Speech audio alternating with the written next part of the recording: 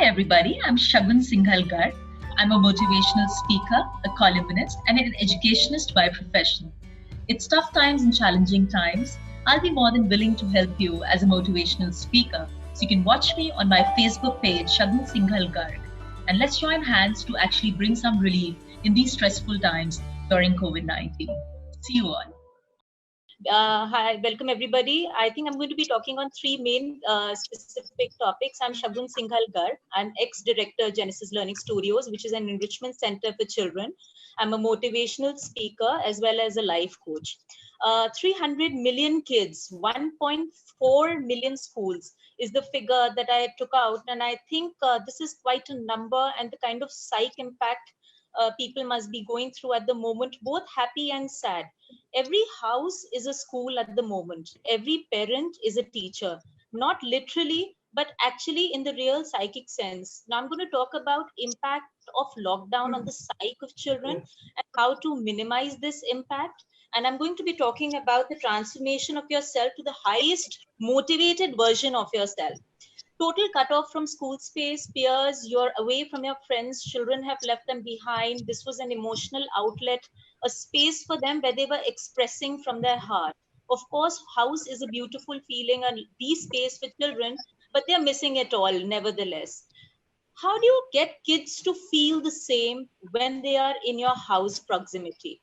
24/7 of news coverage of COVID on the TV, on the radio, on the internet, on the parents, wherever, and all the adults sitting in the house. We all are, of course, end of the day, for the benefit of all, we're all discussing COVID. Can you imagine the impact of these conversations on the psyche of children? Because it's building every day, whether for positive or negative, I don't know. But yes, there is bombarding of COVID as a virus information on the child's side. Their own natural challenges, they all existed. Now you think about the teenagers, their relationships, the love, the friendships, the puberty, all those issues have not ended. The issues are still there. Physical expression of those issues has ended, but the issues still lie somewhere in the psyche. And on top of these issues, now we have another layer of an issue, which is the most major issue: COVID. COVID has not wiped out their natural instincts, the psyche. Whatever it was before lockdown has not wiped out. It's still there. So as adults and parents at home, we do need to understand there's those inhibitions, those fear factors, they still exist within the child, and we need to keep them maybe extra happy. Anxiety levels have gone up because we have a list of whole do's and don'ts from morning to evening of constantly washing your hands, do not touch the railing, do not touch the elevator button. And of course, it's for the benefit of the family. It is not for any negative reason. But then again, every power and word, every conversation that we are using does have an impact on the psyche. There was something very interesting, Sony, and all the other panel members, which I'd like to share with you. Wales Online, there was a student who expressed, the school is my space and happy place. And no matter how bad things are, I trust that my school will protect me against all odds, and I'm missing my friends. Of course, this child came from a very troubled family that was quoted in the article. So a lot of houses have happy spaces, a lot of houses have troubled spaces. You know, there are nuclear families, there are children who are single, there are families which are going through financial trouble. And of course, all this makes a part of the conversation at home. Earlier, all this was being absorbed by the child only for about 5 to 6 hours post school. But now the manifestation of these conversations is maybe 3 times the size. 24 hours, the child is definitely listening to all the conversations around our life, our houses, whatever is inbuilt between us. So we are transmitting that energy into our kids. Now, solutions, what we come to. How can we actually minimize the impact of this, of all these issues on the psyche of children? Firstly, emotional support, not in the literal sense. Lend your physical self to the child. Maybe just after the seminar, half an hour, let's just sit with our kids and tell them, look, I'm there for you. Let's play a nice board game. How do you feel? Okay, I wanted to ask you, what was the worst part about yesterday? What is the best day? What was the best part about yesterday? Maybe just listening to their feelings and how they've been feeling every single day. Emotional support is something which will actually uplift the child's side. you have to be very, very calm in sharing COVID issues and related matters and not over dramatize them, because already there's bombarding of information. And if you're very calm and candid in sharing figures and information about COVID, it is important for children to actually know what is happening, but not all the time and 24 hours, because the lockdown period is going to be long and it might just take on to the side. Full attention and eye to eye contact will really help in this scenario, because eye to eye contact actually elevates the motivational level of a child, thinking that the parent belongs to me, the parent is listening to me. And until unless you divide your attention between digital gadgets and television and your child, the child will always keep feeling that there's nobody who's ready to listen to me, because COVID is a more important personality than me in the house. So it's just a psyche divide, but we need full attention to children. We do not need to dismiss their worries. 50% of factual information by children to us is it's all okay. If 50% of information is being given to us and they're telling us something about COVID or something else which happened in the world, and even if it is not factually right, it's okay to give them a hearing aid and say, oh, I didn't know that, because they need an expression of what they are consuming, and there has to be a consumer.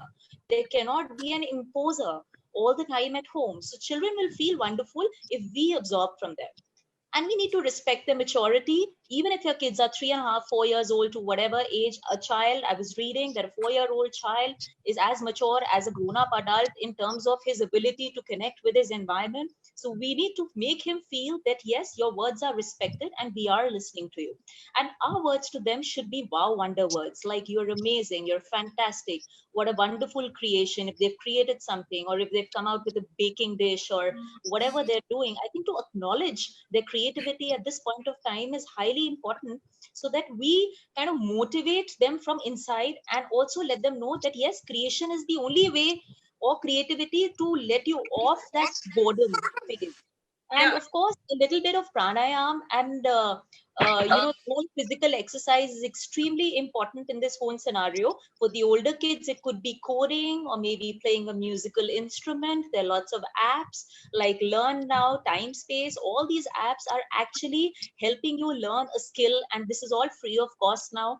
The whole world has got together to make your space within your houses a very creative and a time productive one. So let's make use of it. So many online resources are available. And life skills. And sorry? Can I just cut in for a second, Shagun? So what you're saying right now is that despite the earlier, rules that we had about limiting device time, these are times where we have to respect the fact that the kids also need some socialization, and we have to relax the rules regarding device time now. Is that right?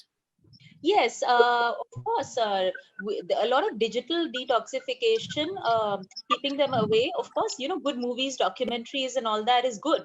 But that time needs to be taken away from screens to actually honing them to life skills. I think it's a beautiful feeling, a wonderful environment in the house. Like if you, just engage your children in watering of plants. I mean, everybody has some form of plants or the other. So it's an amazing feeling to actually spare water and the whole family is doing it together. Maybe just cleaning the see life growing actually. Life growing, cleaning the slabs of your kitchen, just involving laying the table, or maybe just disseminating work, like father's not good at something, disseminating a work to the father, and the child is not good, mother's not good at something, so exchanging works, so the whole family is laughing at each other. There's a joyful environment in the house, but yet at the same time we all are doing things together.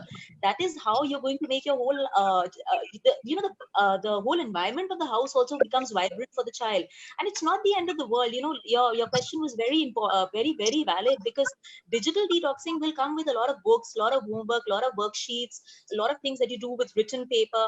Now, when you do all that, don't go crazy finishing worksheets and, all the homework that you're getting from school or from extra classes. I think just enjoy it. You're learning something because you're 24 hours in the house. But even if you don't do it, you can parents can walk up to the teacher and say, my child is low, he's feeling bored.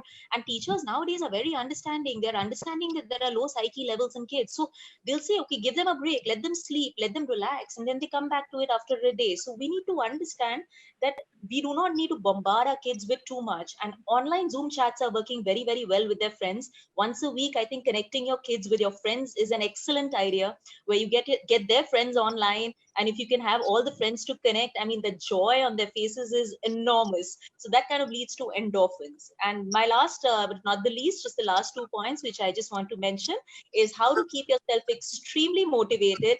And this is mainly for the adults. You know, what you need to do is you must try out the food apps, which are really, really hot this season. I tried out Joy of Baking and Everyday Food, and I'm bringing out a lot of my recipes out of that. And I think it's fantastic when you come up with some recipe in your house for the family and everybody is just enjoying it, which has never been made in the house. So it is like a joyful feeling. So I think one is creating and baking, and the other is, of course, lots of typing opportunities and work online opportunities have been created across the world. This is very, very surprising. Pay per hour, freelancer, all these websites are fully functional for jobs which are online. So if you actually log in and use your days constructively per hour, you can actually work and earn money also simultaneously when the lockdown opens. So it is fantastic. And the most important thing is, of course, if you're very full of expressions, you like reading, writing, and creating a YouTube channel, this is the best time for you to share your skills with the world so that the world benefits from your skills. So since no better a time, I think it can be a very, very constructive period and a motivational period for yourself and for the world. So I think it's very important for the women to keep your mood elevated. If you keep it elevated, your whole family is going to stick around and be happy. Yes, so true, so true. Wonderful, Shagun. Thank you so much.